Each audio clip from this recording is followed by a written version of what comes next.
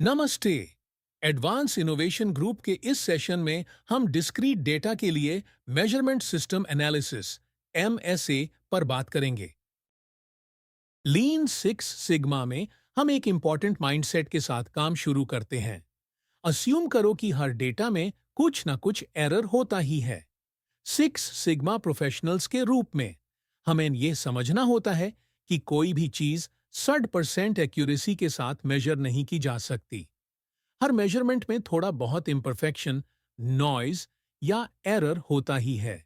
आपका role as a six sigma practitioner ये होता है, ये डिसाइड करना कि जो मेजरमेंट एरर है, क्या वो डिसीजन मेकिंग को अफेक्ट करने के लिए काफी बड़ा है या नहीं।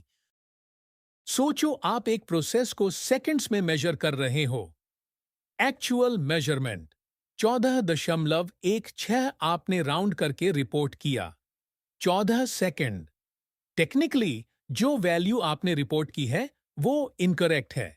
अब सवाल ये है, क्या यह छोटा सा डिफरेंस मैटर करता है? कभी कभी हाँ, जैसे माइक्रोचिप प्रोडक्शन में, और कभी कभी नहीं, जैसे लंच क्यू के वेट टाइम में। की इनसाइट, हम परफेक्शन के पीछे नहीं भाग रहे। हम ये डिसाइड कर रहे हैं कि क्या यह डिफरेंस प्रोसेस या कस्टमर को इम्पैक्ट करता है। हर बिजनेस प्रोसेस में टाइम के साथ नेचुरल वेरिएशन होती है। हमारी गोल ये होती है कि हम प्रोसेस वेरिएशन को एक्यूरेटली मेजर करें, लेकिन मेजरमेंट सिस्टम खुद भी एरर ऐड कर सकता है। आप राउंड करके रिपोर्ट करते हो। 14 सेकेंड्स।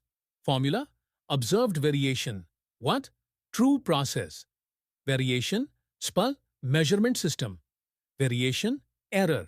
जो आप ऑब्जर्व करते हो उसमें प्रोसेस का असली वेरिएशन भी होता है और मेजरमेंट सिस्टम का एरर भी। अगर मेजरमेंट सिस्टम बहुत ज्यादा वेरिएशन ऐड करता है तो असली प्रोसेस परफॉर्मेंस छुप जाता है।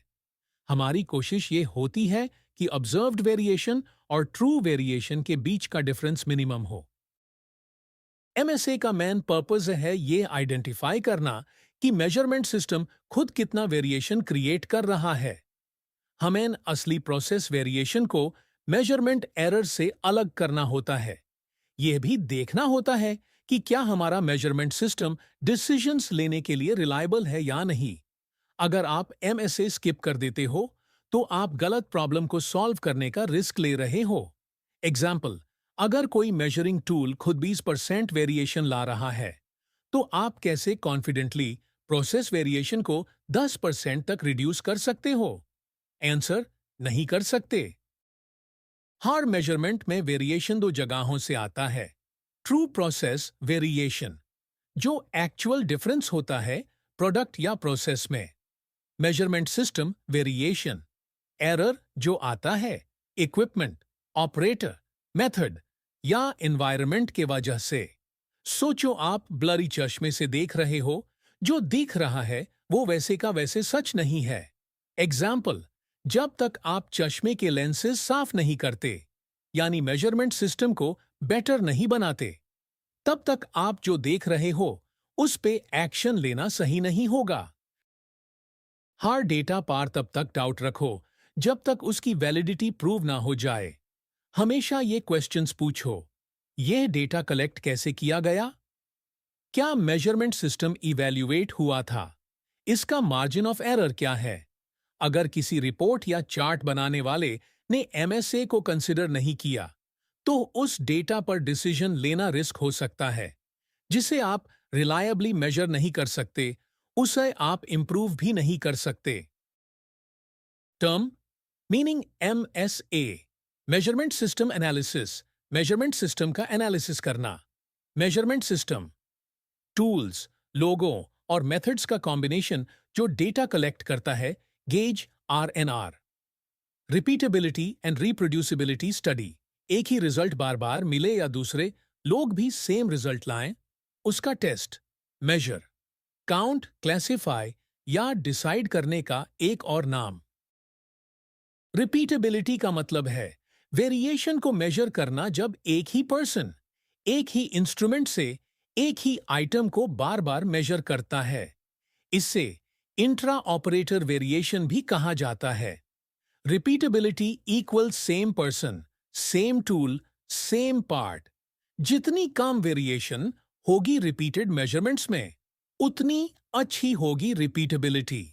एग्जाम्पल, एक इंस्पेक्टर ने एक ही बोल्ट का डायमीटर 5 बार मेजर किया। अगर सभी वैल्यूज एक दूसरे के काफी क्लोज हैं, तो रिपीटेबिलिटी अच्छी है। रिप्रोड्यूसिबिलिटी मतलब वेरिएशन को मेजर करना जब अलग अलग लोग या अलग अलग इक्विपमेंट एक ही आइटम को मेजर करते हैं। इससे इंटर ऑपरेटर वेरिएशन भी कहा जाता है। Reproducibility equals operator changed, tool changed, part same रहे। जितनी काम वेरिएशन होगी लोगों और टूल्स के बीच, उतनी ही अच्छी रिप्रोड्यूसिबिलिटी होती है। एग्जाम्पल, इंस्पेक्टर ए और इंस्पेक्टर बी दोनों एक ही बोल्ट को मेजर करते हैं। अगर उनके मेजरमेंट्स मिलते जुलते हैं, तो इसका मतलब है हाई रिप्रोड्यूसिबिलिटी। जब आपका मेजरमेंट सिस्टम कैटेगोरिकल या काउंट डेटा यूज करता है, जैसे पास, फेल, कैटेगरीज, रेटिंग्स, टैब आपको एट्रीब्यूट अग्रीमेंट एनालिसिस या एट्रीब्यूट गेज आरएनआर करना चाहिए। इसे इंटर ऑपरेटर वेरिएशन भी कहा जाता है। गोल, ये चेक करना कि क्या मल्टीपल लॉग सेम सैंपल पे कंसिस्टेंट डिसीजंस ले रहे हैं। यह मेजर करता है एक ही इंसान के अंदर कंसिस्टेंसी, रिपीटेबिलिटी और अलग अलग लोगों के बीच कंसिस्टेंसी, रिप्रोड्यूसिबिलिटी। इफेक्टिवनेस मतलब रिपीटेड रीडिंग्स के बीच अग्रीमेंट रेट, जब सेम सैंपल्स को बार बार चेक किया जाता है। क्या अप्रेजर्स अपने आप से और एक दूसरे से अग्री कर रहे हैं। एग्जाम्पल, एक टेक्सटाइल कंपनी प्रिंट क्वालिटी को 1 से 5 स्केल पे रेट करती है। 4 अप्रेजर्स 10 फैब्रिक सैंपल्स को 2 बार रेट करते हैं, रैंडम ऑर्डर में। हम कंपेयर करते हैं कि उनकी रेटिंग्स कितनी कंसिस्टेंट थी। रिजल्ट, 10 सैंपल्स में से 8 सैंपल्स पे अग्रीमेंट हुआ। Effectiveness 80/8 SDS। आइडियल है कि सैंपल साइज 7 से ज्यादा हो एट्रीब्यूट एनालिसिस के लिए। हायर इफेक्टिवनेस मतलब बेटर मेजरमेंट सिस्टम। एफिशिएंसी का मतलब होता है कितनी अच्छी तरह अप्रेजर की रेटिंग्स एक नॉन मास्टर स्टैंडर्ड के साथ मैच करती हैं। मतलब सिर्फ ये नहीं कि हम अपने आप से या एक दूसरे से अग्री करते हैं, बल्कि क्या हम सही या करेक्ट आंसर के साथ भी अग्री करते हैं। एग्जाम्पल, वाही टेक्सटाइल कंपनी अप्रेजर की रेटिंग्स को एक नॉन गोल्ड स्टैंडर्ड रेटिंग के अगेंस्ट कंपेयर करती है, जो हर सैंपल के लिए ऑलरेडी डिसाइड किया गया होता है। रिजल्ट, 10 सैंपल्स में से 8 सैंपल्स की रेटिंग्स गोल्ड स्टैंडर्ड से मैच करती हैं।